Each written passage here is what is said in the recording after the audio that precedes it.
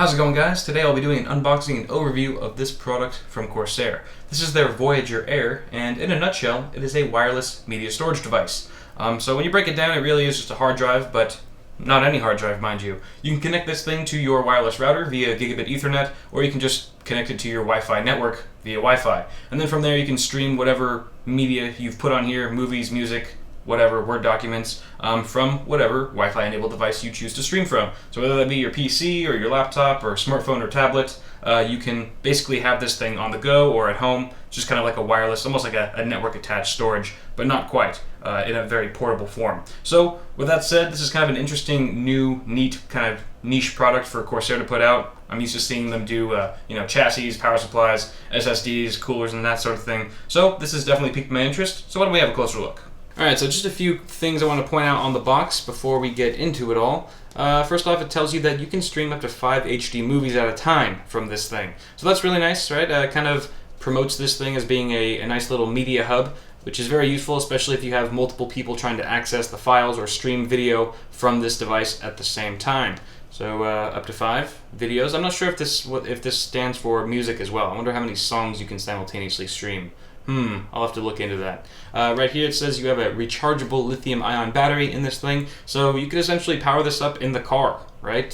Without any kind of connection for power. As long as you have a Wi-Fi signal in the car, it should essentially work just the same. So that's really nice. They haven't listed it here, but this is a 6200 milliamp battery, and it is offering up to 7 hours of continuous video streaming, which is pretty good for a little device like this. And even though this is primarily targeted towards users to be using it wirelessly, it can also act as a straight-up external hard drive with a USB 3.0 connection. They've included a cable, which I'll show you in a sec, so you're going to get awesome USB 3.0 speeds if you don't want to use the wireless for whatever reason.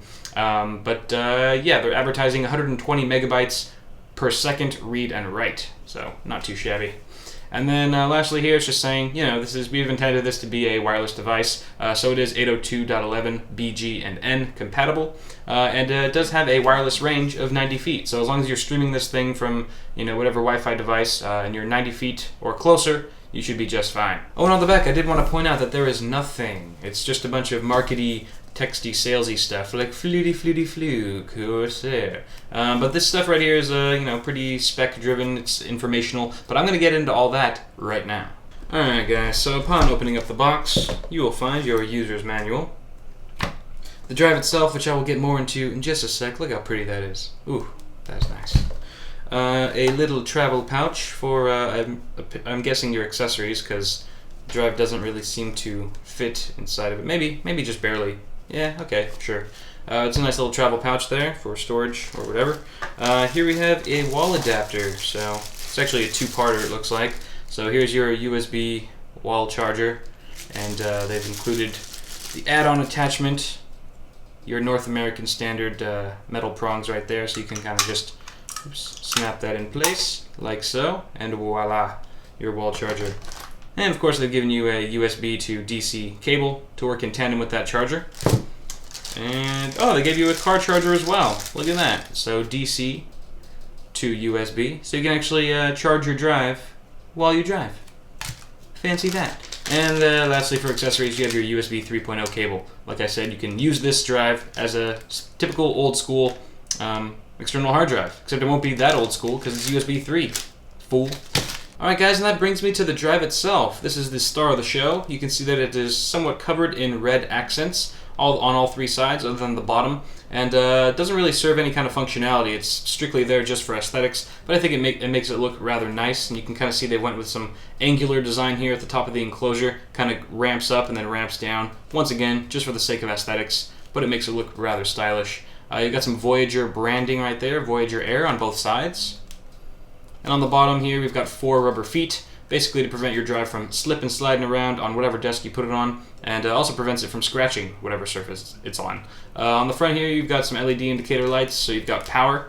So you slide that over, it turns on. You got a blue LED right there, and this is your battery LED indicator. So essentially, if it's 100% charged, it'll be green. It'll turn amber like it is now if it's charged anywhere from 20 to 99%, and if it gets below 20%, it will turn red. And at that point, you should probably charge it.